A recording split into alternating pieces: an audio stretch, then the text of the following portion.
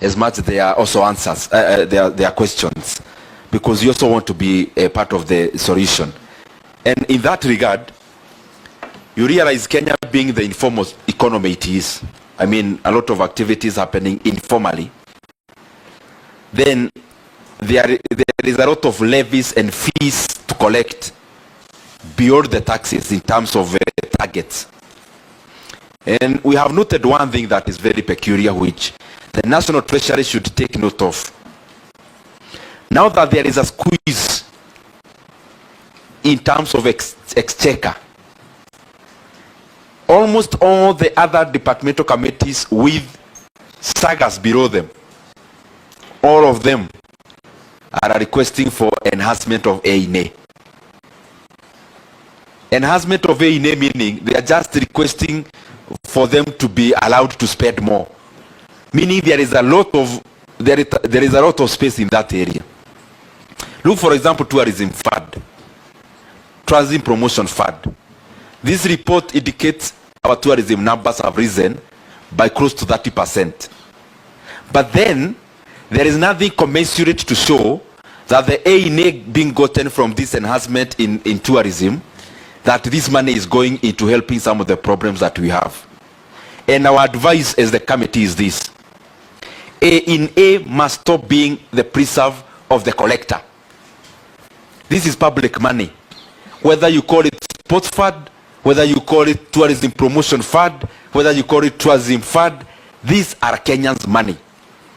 Because then we have seen some kind of empire building, where because you have collected A&A, you want to look for expenditure to utilize that A&A.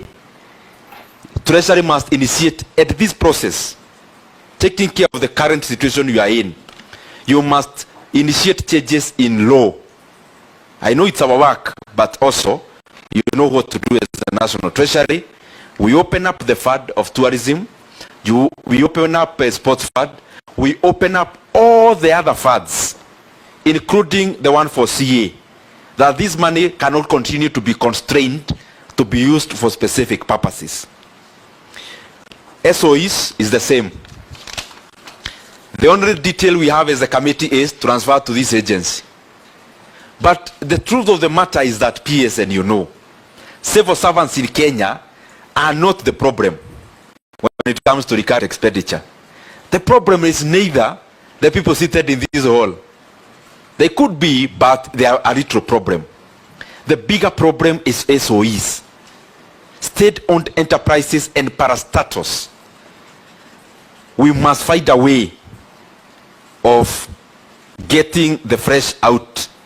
Just the same way everyone has gotten a haircut, it cannot continue being that the budget making process, so to say, of Kenya Pipeline, of Kenya Post Authority, of all the other cash-rich agencies, that the board, that it stops with the board.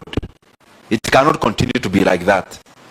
And I want you to check something called IRA, Insurance Regulatory Authority.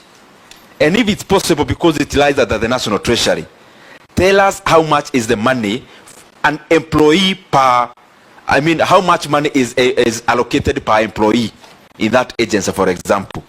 How much surplus do they remit to the National Treasury? So that we continue now providing a solution to the lack of money by first of all taking the money that is low-lying fruit.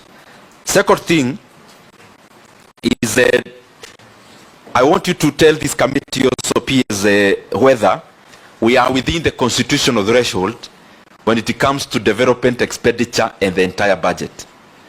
What it is provided in the law, whether we are within. The other thing is public participation projects. As the National Treasury, you are aware, that is usually non-negotiable. Because Kenyans have already proposed these projects, they are waiting for them, and therefore the haircut of 1.5 billion cannot be permitted. And therefore, before you leave, please identify for us whether we are cutting from the National Treasury or whichever other place, because this money has to be availed today. And lastly,